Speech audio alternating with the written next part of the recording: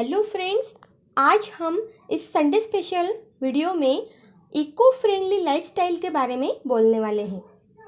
अगर आपको भी लगता है कि हमारी लाइफस्टाइल इको फ्रेंडली होनी चाहिए, मतलब हम बाहर खुली सांस लेके घूम सके, आसानी से बाहर हम कहीं भी जा सके, तो मेरा ये वीडियो आखिरी तक ज़रूर देखिएगा। और इको फ्रेंडली लाइफस्टाइल की शुरुआत हम बच्चों से ही शुरू कर सकते हैं। तो बच्चों को इको फ्रेंडली कैसे रखें, इस वीडियो में मैं आपको कुछ पॉइंट्स में बताने वाली हूँ। सबसे पहले है सेव इलेक्ट्रिसिटी। इंडिया का major electricity generation thermal power plant से ही होता है। मतलब इलेक्ट्रिसिटी हमारे यहाँ थर्मल मेजर प्लांट जो होता है उससे ही बनता है, जिसमें हीट एनर्जी को इलेक्ट्रिसिटी में कन्वर्ट किया जाता है, जिसके लिए फॉजल फ्यूज को जलाया जाता है और इससे काफ़ी एयर पोल्यूशन होता है, मतलब हवा का प्रदूषण होता है। तो सबसे पहले हमें बच्चों को ये समझाना है कि इलेक्ट्रिसिटी कैसे बनती है और इलेक्ट्रिसिटी को बिल्कुल भी वेस्ट ना करें और फालतू के स्विचेस बंद करना उन्हें सिखाएं।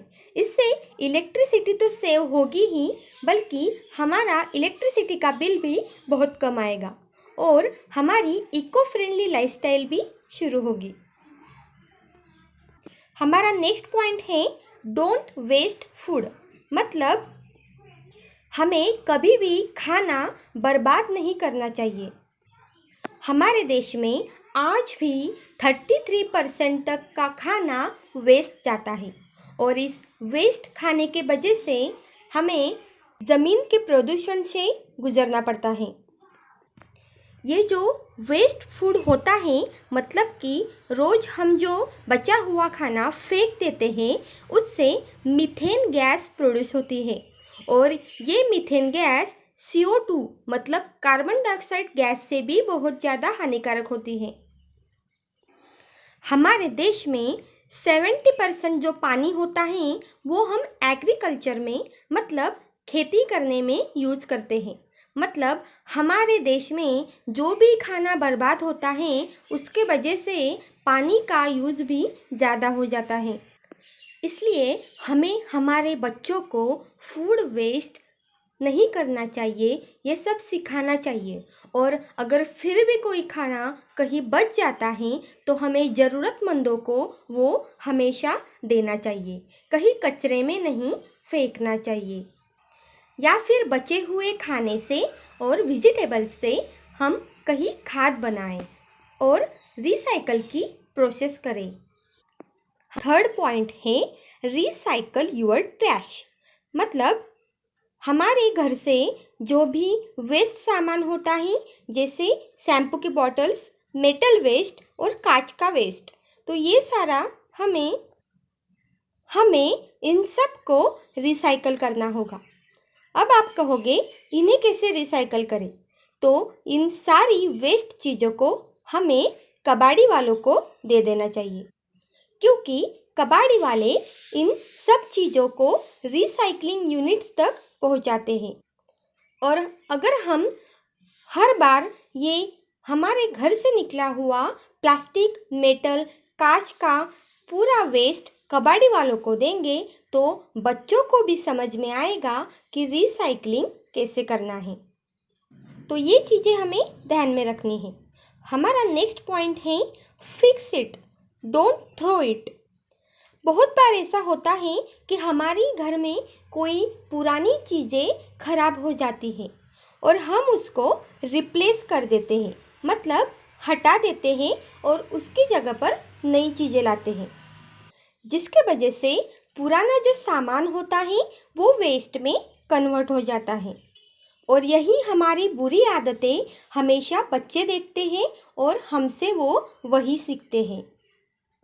हम अगर किसी भी पुराने सामान को रिप्लेस करने की जगह रिपेयर करें तो इससे हमारे पैसे भी बचेंगे, रिड्यूसेस वेस्ट भी नहीं होगा और इको फ्रेंडली जो लाइफस्टाइल हम बनाना चाहते हैं उसकी भी शुरुआत बच्चे कर सकेंगे।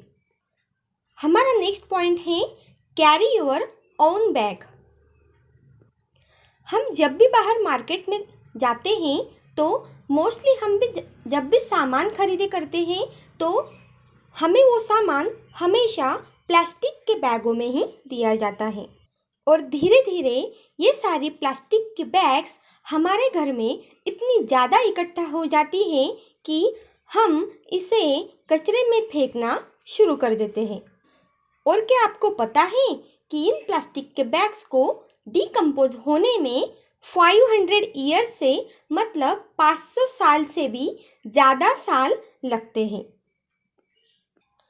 और जब तक वो डिकम्पोज नहीं होता तब तक हमारी ज़मीन का प्रदूषण बढ़ता ही जाता है और बढ़ता ही जाता है। और आज हमारे देश में ये सबसे बड़ी समस्या है। लेकिन अगर हम हमारे लाइफस्टाइल में थोड़ा चेंज करें और बाहर मार्केट में जाते वक्त हमारी खुद की बैग हमेशा अगर हम साथ में रखें तो ये जो ज़मीन के प्रदूषण का जो भी पार्ट है ये नहीं होगा, ये समस्या हमें नहीं होगी और प्लास्टिक की जो भी बैग्स है कैरी बैग्स वो यूज़ करना भी कम हो जाएगा और बच्चों के लिए एक बेसिक लर्निंग का टॉपिक बन जाएगा। हमारा नेक्स्ट पॉइंट है बहुत ही important point, plant some trees.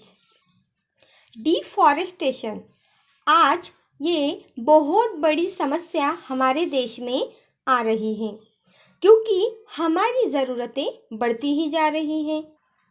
हम पेड़ काटते ही जा रहे हैं बिना ये सोचे और समझे कि इससे हमारा पूरा लाइफस्टाइल बिगड़ रहा है।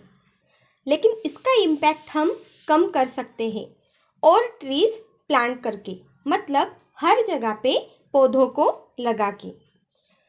हमारे घर में अगर कोई ओकेजन है या फिर हमारा बर्थडे का सेलिब्रेशन हम इसी चीज़ से करें कि सबसे पहले हम एक प्लांट को, एक पौधे को ज़मीन में लगाएं और उसकी देखभाल करें।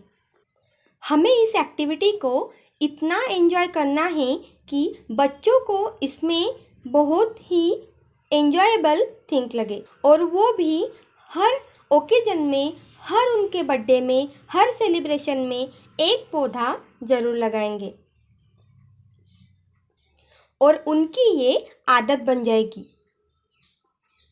और अगर बच्चों की ये आदत बनी तो और प्लांट ट्रीज होते रहेंगे और हमारी जो देश की समस्या है वो कहीं ना कहीं कम होगी। ये सारे जो चेंजेस हैं, बदलाव हैं, ये बहुत बेसिक है।